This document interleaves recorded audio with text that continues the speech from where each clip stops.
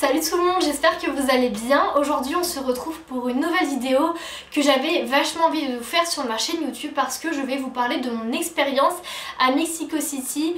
Tout vous dire parce que j'ai eu l'opportunité de vivre pendant plusieurs mois l'année dernière en 2019 de mars à août et j'ai énormément de choses à vous dire sur la vie en général, comment sont les Mexicains, quel est le prix de la vie là-bas, la sécurité, etc. Je vais tout vous dire dans cette vidéo, c'est parti.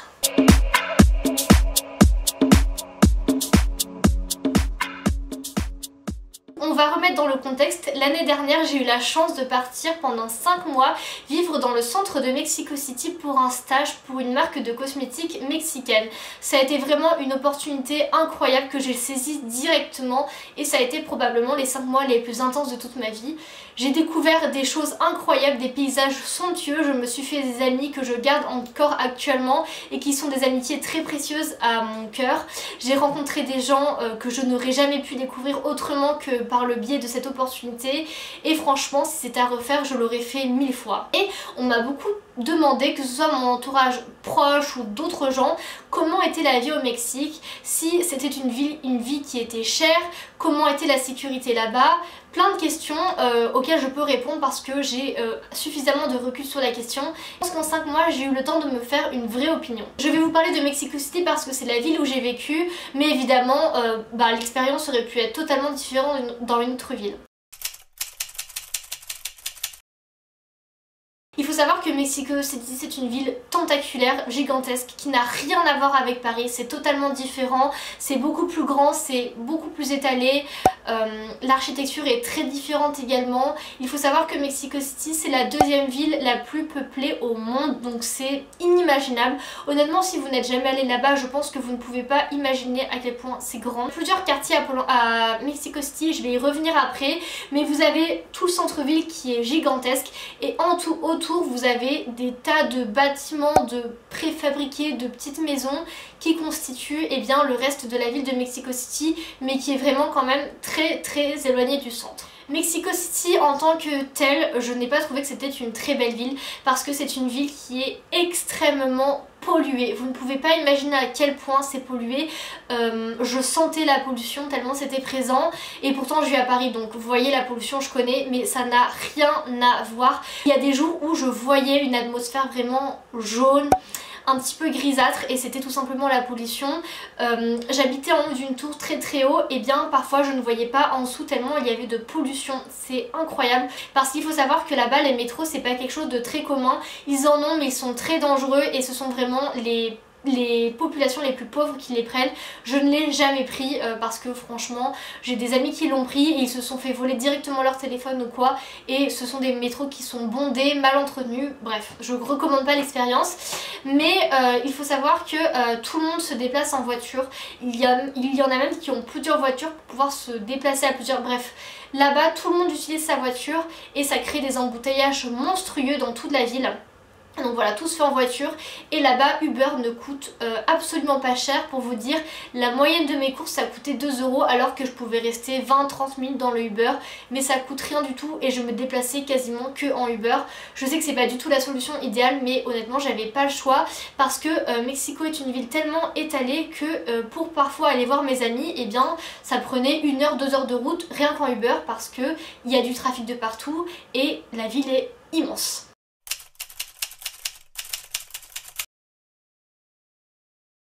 Au niveau de la sécurité, c'est une question qu'on m'a beaucoup posée, si Mexico était une ville dangereuse ou pas. J'ai envie de vous dire, ça dépend. Moi personnellement, je n'ai jamais été attaquée ou quoi que ce soit. J'ai juste eu énormément de vols et mon entourage également a eu des vols. Mon père est venu me voir, on lui a volé son téléphone. J'ai plein d'amis qui se sont fait voler leur téléphone.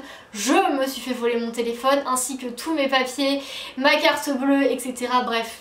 On m'a tout volé là-bas mais voilà, on m'a jamais attaqué avec un couteau ou quoi que ce soit. Après évidemment ça dépend des endroits où vous êtes. Je sais que les zones aux alentours de l'aéroport sont extrêmement dangereuses, c'est un coupe-gorge, mais moi personnellement je ne me suis jamais fait attaquer, je ne me suis jamais sentie mal. Il y a des soirs où je me souviens je rentrais tard, il faisait nuit etc, je rentrais à pied, j'ai jamais eu de problème.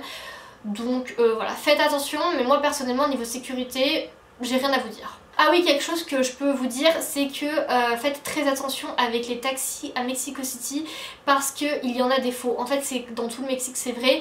Il y a beaucoup de faux taxis à Mexico et c'est pour ça que Uber est une application qui est très utilisée parce que Uber c'est safe, contrairement au taxi.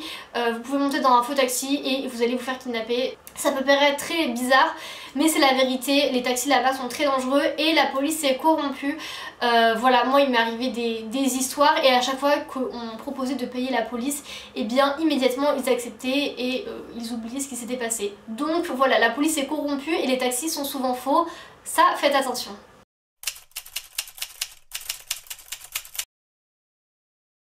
Maintenant je vais vous parler des quartiers à Mexico. J'ai vécu dans le quartier de Polanco qui est le quartier le plus riche de Mexico City. C'est là où il y avait mon entreprise et où il y a globalement toutes les grosses entreprises du Mexique qui ont leur siège à Polanco. Donc c'est un quartier qui pourrait faire penser à la Défense. C'est vrai, ça ressemble à la Défense parce qu'il y a des hauts buildings, beaucoup d'hommes d'affaires, etc. Mais il y a également des résidences un peu plus pavillonnaires avec des beaux magasins. C'est l'endroit, c'est le quartier qui fait le plus penser à la France parce que c'est un quartier assez safe, très beau, assez propre, etc. C'est un quartier qui est totalement à part du reste de la ville. Voilà, c'est pas vraiment le vrai Mexico. Un deuxième quartier très sympa, c'est le quartier Condesa. C'est en fait le quartier branché de Mexico City. Là où vous avez toutes les boîtes de nuit, les cafés, les endroits où sortir, c'est super sympa.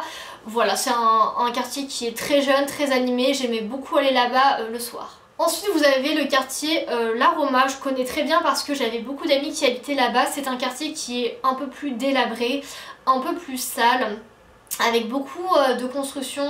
On sait pas trop comment elles tiennent, on sait pas trop comment elles sont là.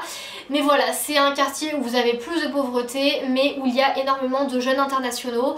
Vous avez beaucoup de jeunes travailleurs également, donc c'est un quartier qui reste assez jeune, qui reste au final très sympa parce qu'il y a une bonne ambiance, très conviviale. Voilà, c'est un quartier que j'ai quand même beaucoup apprécié et où j'étais très souvent. Ensuite, un autre quartier, vous avez la Zona Rosa, c'est le quartier centre de Mexico où vous avez vraiment tous les beaux bâtiments, le Capitole, etc. où il y a tous les magasins. C'est un quartier qui est pas immense, mais c'est vraiment le centre de Mexico City et c'est là où vous allez vraiment avoir toutes les constructions. Donc peu de gens vivent là-bas, c'est surtout le centre de Mexico City avec tous les magasins, etc. C'est un quartier indispensable à visiter si vous allez pour la première fois à Mexico City. Ensuite vous avez le quartier de Coyoacán, c'est un quartier très différent du reste de Mexico City parce qu'il est un peu plus en périphérie de la ville. C'est là où vous avez notamment la maison de Frida Kahlo que j'ai personnellement visité, c'était incroyable, c'était un truc de fou. Et c'est un quartier très coloré, beaucoup plus calme, loin de l'agitation du centre-ville. Vous avez beaucoup de familles qui habitent là-bas. C'est un quartier qui reste quand même riche mais plus accessible. Ensuite vous avez le quartier de Juárez qui est très particulier parce que c'était pas loin de là où j'habitais. C'est un quartier qui est très vert avec notamment le centre historique. Donc vous avez le bosquet de Chapultepec, vous avez le musée d'histoire naturelle. C'est un quartier plus tranquille où vous pouvez vous balader le week-end, etc. Beaucoup plus vert avec des parcs, etc. Vous avez une très belle vue sur toute la ville. Donc voilà, c'est un quartier où peu de personnes habitent à part les personnes qui sont quand même assez riches. Et ensuite, donc ça là je vous ai donné les quartiers principaux du centre de Mexico City, mais tout autour vous avez d'autres constructions et d'autres quartiers beaucoup moins connus, mais c'est là où réside la majorité des Mexicains.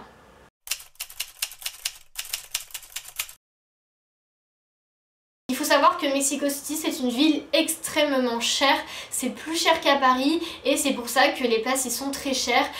Pour vous donner un exemple, moi je vivais à Polanco, certes c'est le quartier le plus cher de Mexico City, mais je n'étais pas non plus dans le centre de Polanco et pour un mois je payais 850 € pour seulement une chambre chez l'habitant. Donc j'avais même pas un appartement pour moi tout ça, j'avais une chambre et c'était déjà 850 €. Alors certes j'avais une salle de sport, une piscine, etc. mais c'est horriblement cher les prix là-bas, vous pouvez pas imaginer. Donc c'est pour ça que beaucoup de Mexicains préfèrent habiter en périphérie de la ville. Moi je sais que mes collègues de travail étaient mexicaines, elles devaient partir de chez elles à 4h30 du matin, arriver au travail à 7h du matin pour de 1 éviter les bouchons et de 2 parce qu'elles habitaient loin et le temps de faire la route, et bien elles arrivaient à l'heure au travail. Donc voilà, c'est une ville qui est très particulière. Au niveau du coût de la vie également, ce que je voulais vous dire, c'est que les prix n'ont rien à voir avec la France au niveau de la nourriture. On mange super bien pour 10-15 pesos. Il faut savoir que 24 pesos c'est 1 euro à peu près. Donc vous pouvez très bien manger pour 50 centimes. Par exemple, moi je me souviens que les fruits coûtaient rien, je mangeais que ça. Un ananas c'était genre 30 centimes. C'est le pays de l'avocat, donc je mangeais que des avocats, de la papaye et tout. Honnêtement, beaucoup de fruits et voilà, j'ai trop bien mangé là-bas. J'étais végétarienne quand j'étais là-bas, donc je ne mangeais évidemment pas de viande ni de poisson. Et honnêtement, l'origine, je faisais pas trop confiance à la nourriture là-bas au niveau du poisson et de la viande et tout. Les œufs j'évitais également. Voilà, tout ce qui venait des animaux j'évitais un petit peu, mais honnêtement après ils ont des supermarchés comme en France et on s'y retrouve à peu près.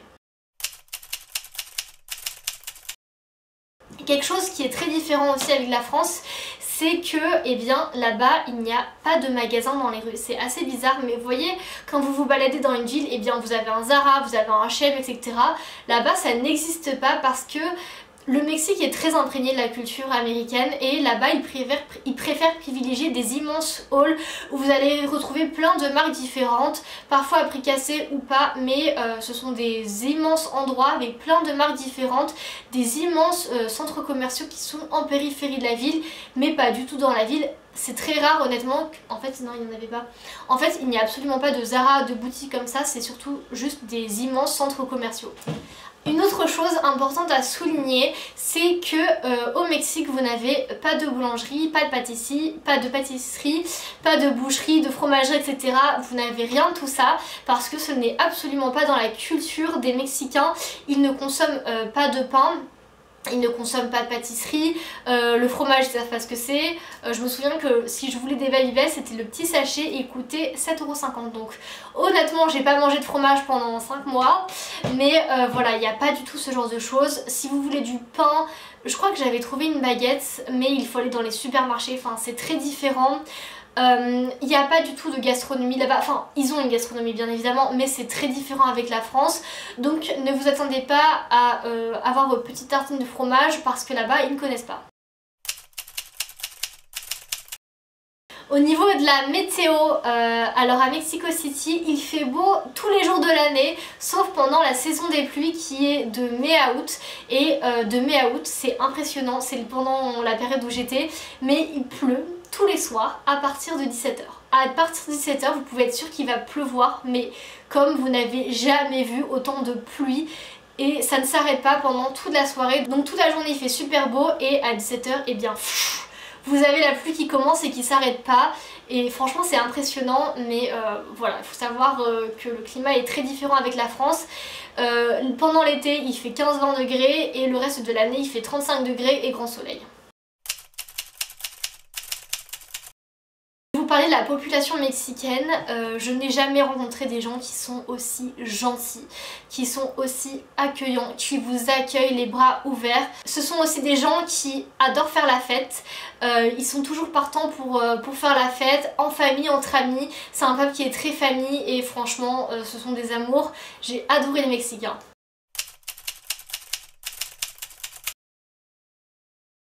En parlant de la santé, l'eau n'est pas potable au Mexique, c'est quelque chose qu'il faut savoir. Moi quand je suis arrivée je ne le savais pas et j'ai eu une intoxication alimentaire en buvant. Donc ce qu'on fait c'est que en fait les Mexicains sont très bien organisés, ils ont des espèces d'énormes barriques d'eau chez eux qu'ils consignent pour éviter le plastique et c'est comme ça qu'on boit de l'eau parce que sinon il faut absolument pas la boire. Faut savoir là-bas que l'accès aux médecins coûte très cher.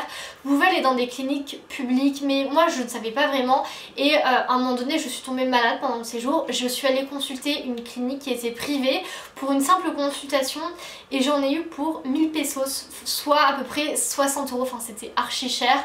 Mais voilà, ça coûte très cher de se soigner au Mexique si vous ne connaissez pas vraiment, si vous ne savez pas vraiment où aller. Il faut savoir également que les fruits et les légumes contiennent énormément de pesticides, rien à voir avec la France. Tellement de pesticides qu'en fait si vous les lavez juste à l'eau, et bien ça ne va pas partir. Il faut utiliser un produit spécial qui se vend au supermarché pour vraiment enlever tous les pesticides des fruits et des légumes. Ensuite, la ville de Mexico en tant que telle, honnêtement si vous voulez la visiter juste pour un petit voyage, je pense que vous avez fait le tour en une semaine. C'est une ville qui est vraiment, donc comme je vous disais, très étendue avec beaucoup de choses à voir, beaucoup d'ambiances différentes au sein de la ville, donc une semaine c'est pas mal pour tout voir. Après moi ce que je vous conseille c'est de sortir de la ville parce qu'il y a des choses incroyables à voir en dehors de la ville, notamment les pyramides de Teotihuacan. Incroyable, moi ça reste un souvenir de ouf, c'était magnifique. Ensuite vous avez la ville de Taxco, vous avez la ville de Puebla, vous avez beaucoup de villes en fait autour de Mexico City qui sont incroyables et qui valent le détour. Donc voilà, je pense que j'ai fait le tour de ce que j'avais à vous dire. Surtout si vous avez des questions, n'hésitez pas parce que je pense que j'ai dû oublier de vous dire des choses. C'est une ville tellement énorme, tellement cosmopolite, il se passe toujours des choses là-bas, il y a énormément de trucs à dire. Mais voilà, j'ai essayé de vous retranscrire au mieux mon expérience et j'espère que ça vous a donné envie de visiter cette ville. En tout cas, si vous hésitez à sauter le pas, allez-y parce que vous ne le regretterez pas. C'est une ville qui est incroyable, le peuple mexicain est d'une gentillesse où j'ai jamais vu ça autre part et pourtant j'ai voyagé. Donc voilà, foncez, allez découvrir ce pays qui vaut vraiment le détour. Et moi je vous dis à très vite pour une prochaine vidéo. Bye!